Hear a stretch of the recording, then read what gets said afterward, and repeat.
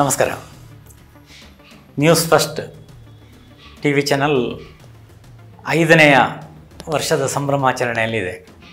ಇದು ಕೇವಲ ಚಾನಲ್ನ ಸಿಬ್ಬಂದಿಗಳು ಅಥವಾ ಅದರ ನೇತೃತ್ವ ವಹಿಸಿರುವವರು ಅವರಿಗಷ್ಟೇ ಸಂಭ್ರಮ ಅಲ್ಲ, ನಾಡಿಗೆ ಸಂಭ್ರಮ.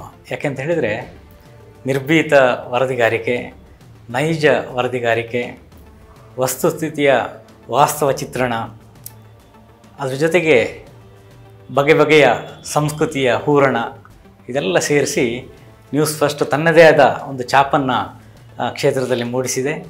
ಇದರಿಂದಾಗಿ ಜನರಿಗೆ ದಶ ದಿಕ್ಕುಗಳಿಂದ, ನ್ಯೂಸ್ ಅಂದರೆ ನಾರ್ತ್, ಈಸ್ಟ್, ವೆಸ್ಟ್, ಸೌತ್ ಅಂತ ಅರ್ಥ.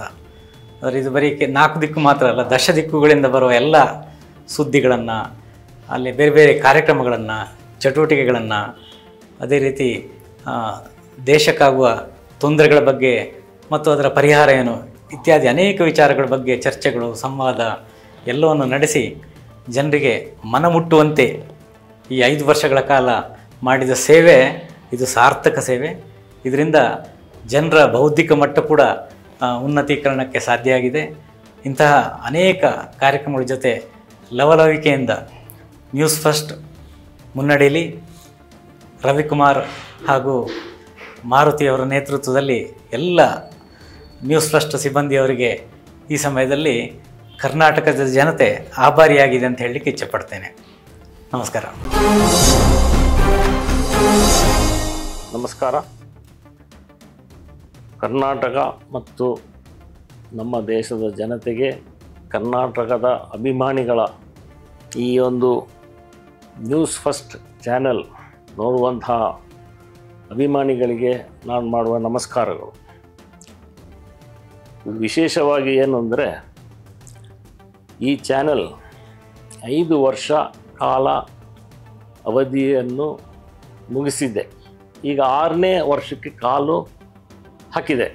ಈ 5 ವರ್ಷ ಕಾಲದಲ್ಲಿ ಭಾರಿ ಒಂದು ಕ್ರೀಡಾ ಸಂಬಂಧಪಟ್ಟ ಒಂದು ಚಾನಲ್ ಅಂತ ನೇಮಿಸಲಾಗಿದೆ. ಎಸ್ಪೆಷಲಿ ಕ್ರಿಕೆಟ್ ಹೀಗೆ ಮಹತ್ವವನ್ನು ಕೊಟ್ಟಿದೆ. ಅದೇ ಥರ 6ನೇ ವರ್ಷ ಸಹ ಇನ್ನೂ ಇವರನ್ನು ಅಭಿವೃದ್ಧಿ ಮಾಡಿ ಪ್ರಪಂಚ, ನಮ್ಮ ದೇಶ ಮತ್ತು ಪ್ರಪಂಚದಲ್ಲಿ ನಂಬರ್ 1 ಚಾನಲ್ ಆಗಲಿ ಎಂದು ನಾನು ಹಾರೈಸ್ತೇನೆ. Thank you. ನ್ಯೂಸ್ ಫಸ್ಟ್ ವೀಕ್ಷಕರಿಗೆ ನಮ್ಮ ಶುಭಾಶಯಗಳು. ಈ ವರ್ಷ 2025ನೇ ವರ್ಷದಲ್ಲಿ ನ್ಯೂಸ್ ಫಸ್ಟ್ ಸಂಸ್ಥೆಯವರು 5ನೇ ವರ್ಷದಲ್ಲಿ ಕಾಲಿಡ್ತಾ ಇದ್ದಾರೆ.